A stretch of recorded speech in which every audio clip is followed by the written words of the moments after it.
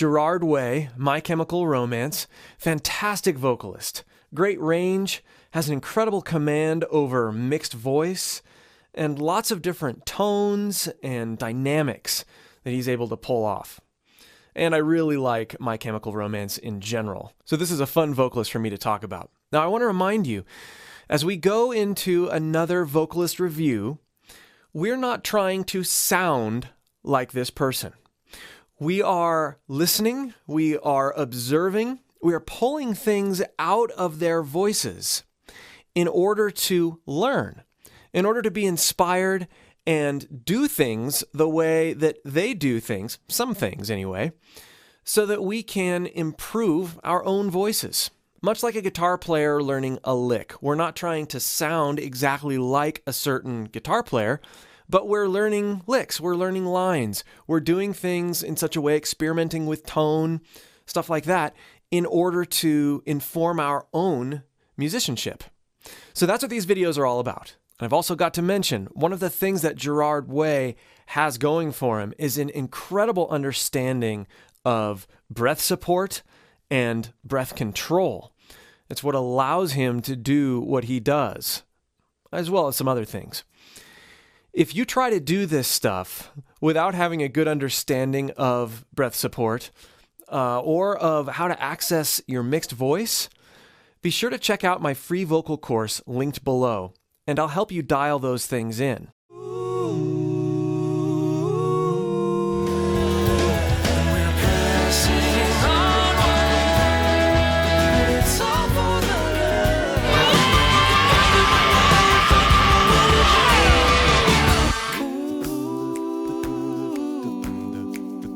Okay, here's our first example from The End. Look in the mirror and don't like what you see.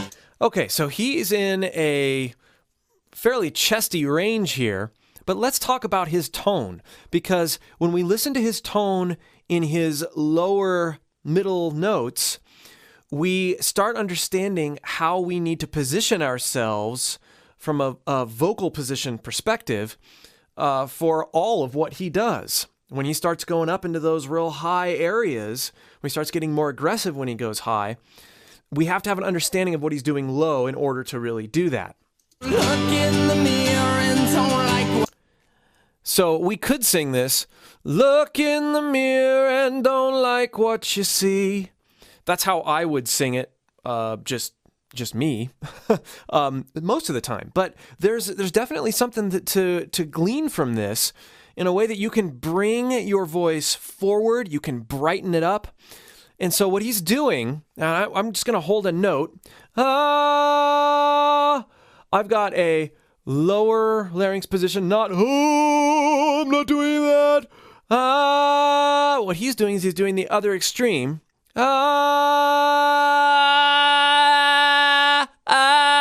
Now, it's not a honk like we talked about on Freddie Mercury. You know, that you can hear that when you go higher. It's brighter, it's a higher larynx position, and it's well supported, and it's highly compressed. Look in the mirror and don't like what you see. Now, I am doing something to an extreme there to illustrate what it should sound like, but we wouldn't want to do it always that extreme when we're pulling something from his voice. But listen to what he does here. Look in the mirror. Look in the mirror and don't like what you see. Baring his teeth, he has that highly compressed sound that's very bright. So if we talk like it for a minute, look in the mirror, don't worry about pitch. Try to talk like this first. Raise your larynx. Use a lot of compression as if you're lifting weights. Like that. And embrace that whine. Whine. Held back air whine. Almost as if you're going, don't worry about it. You could, don't worry about it. Don't worry about it. Don't worry about it. So singing along a few more times here. Look in the mirror and don't like what you see. Also, notice how he lets his voice look in the mirror and don't like what you see. Look in the mirror and don't like what you see. Look in the mirror and don't like what you see. Don't like what you see. This is going to set the stage for doing all the other types of Gerard-ish vocals that we're going to do. Next. Okay. We'll carry on. We'll carry on. He's very clean. He's taking that larynx position, that bright, bared teeth, highly compressed sound. Don't worry about it. And he's using that as he goes up to that high B. It's not, we'll carry on. That's a lower larynx position. That's adding some vocal fry. That's still highly compressed, but he's compressing even more with this brighter, higher larynx position. We'll carry. That allows him to be cleaner and hold back more air, and it almost sounds natural to approach that note with that larynx position as opposed to making it sound heavier. It allows that note to be lighter. We'll carry on. And if you listen, he does darken up a little bit on. We'll carry on. It's a very focused and forward on, but he is closing his mouth a little bit there. It warms the tone up nicely. We'll carry on. We'll carry on. Next. Okay, let's listen before we try to sing it. Let's mark where he uses this H onset. Ha, ha. At the very beginning. Yay! Ho! This is one of the things that he does quite a bit, where he'll separate some of his runs, some of his articulation with that. It's almost a crack, but it's sort of a reset H onset, a soft onset. It's a really cool sound.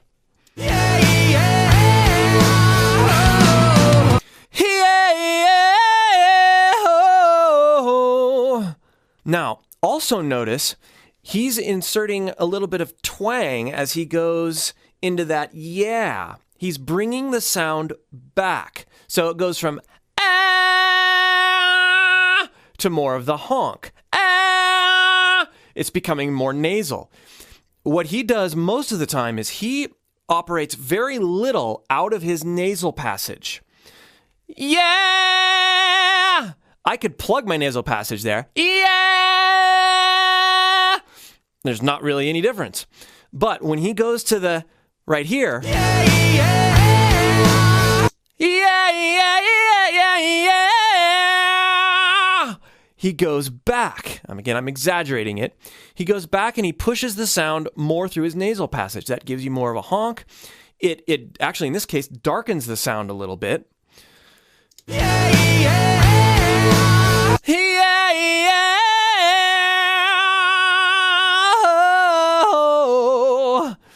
And then I had a lower larynx position there at the end, which is fine. Kind of let it become part of your own voice as you're going through things. But let's try to sing this a few more times and dive into the intricacies of what he's doing, because there's a lot. Yeah, yeah, oh, yeah, oh, yeah, oh. Next. Because the drugs never work. Oh, I love it. Because the drugs never work. Because the drugs never work. Because the drugs never work.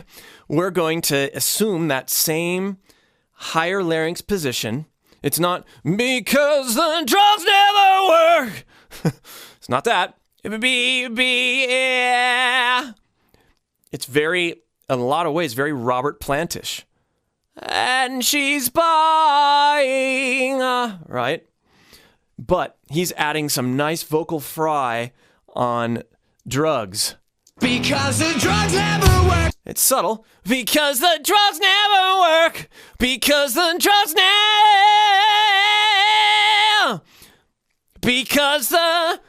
Now, this is possible because it's so highly compressed the whole time he's singing. Watch my video on compression if you need more information on how to really dial this in.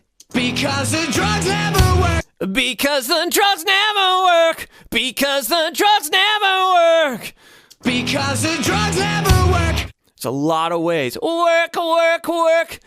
Not drugs never work. Work. He keeps it open. Oh, keeps it forward. Keeps that smile. There's a lot of ways you could take this line.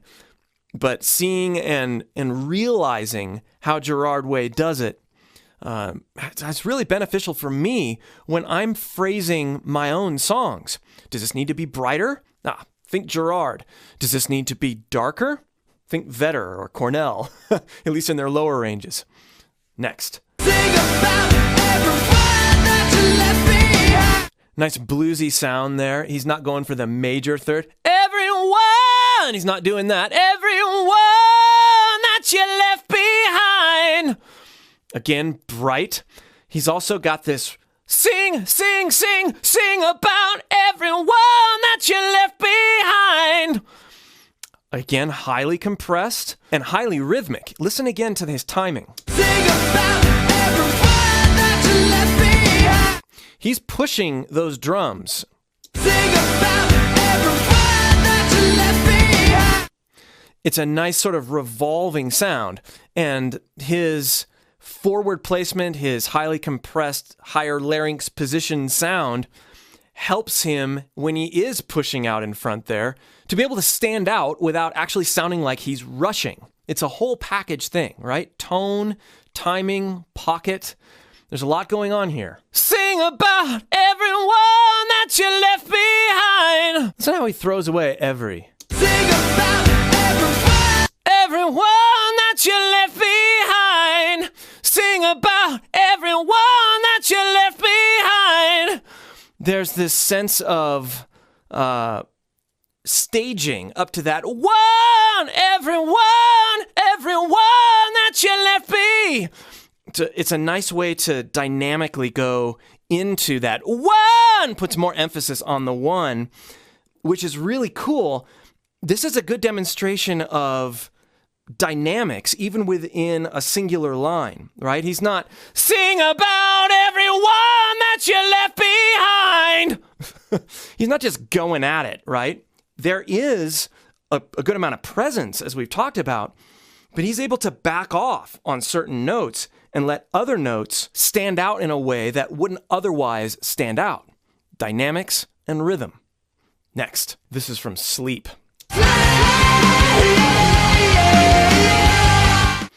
Ooh. So Sleep, but he's saying slay. Slay! Also notice he does that soft onset, that H thing again. Slay!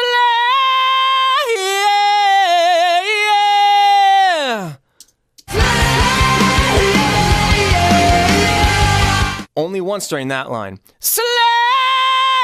Now he's pretty clean, cleaner than I am there. I'm going to try to clean that up. Slay! Now, he's using that A vowel, which is helping him keep it clean, helping him keep it extra resonant and forward. Sleep!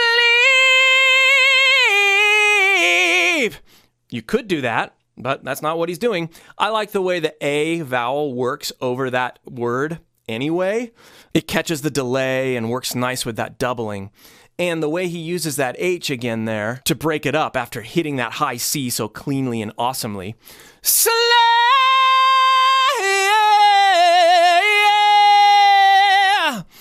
Now, this is totally fine as I'm putting things in my own voice, but it's tempting for me to darken things up. It's fun to try to do it all bright. Slay!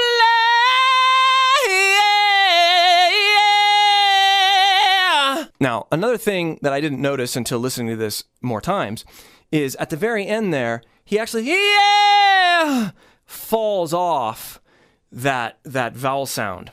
He's not real precise with his pitch. Listen again. Yeah, slay,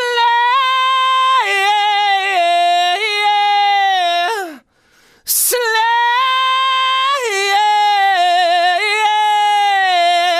and our last one, also from Sleep. What?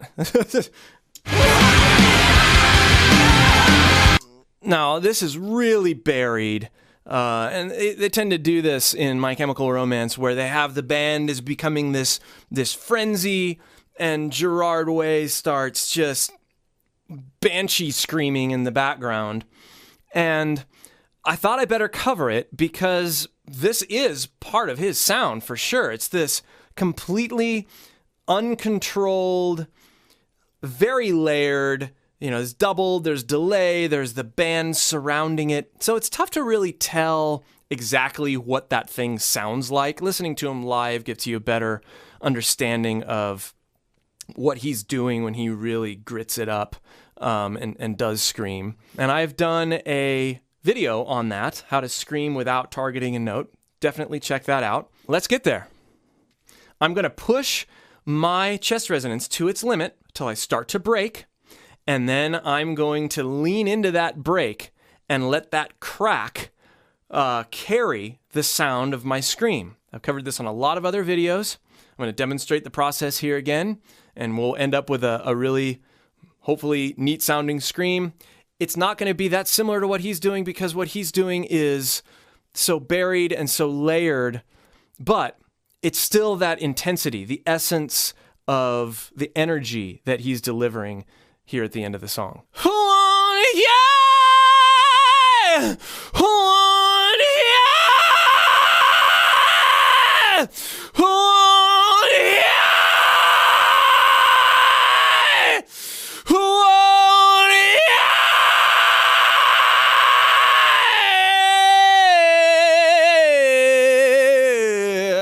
So what I'm doing there is I'm thinking actually about that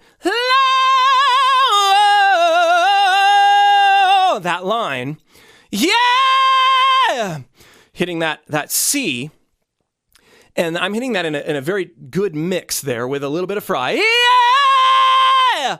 But then I am putting more and more chest into it until my voice wants to crack. Yeah! Not to the point where I really get my neck involved like I just sort of did there, but yeah!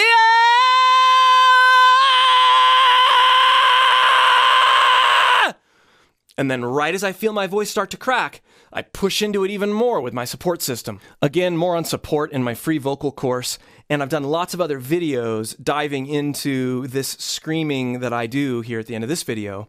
So be sure to check those out as well on the channel. We'll see you for more.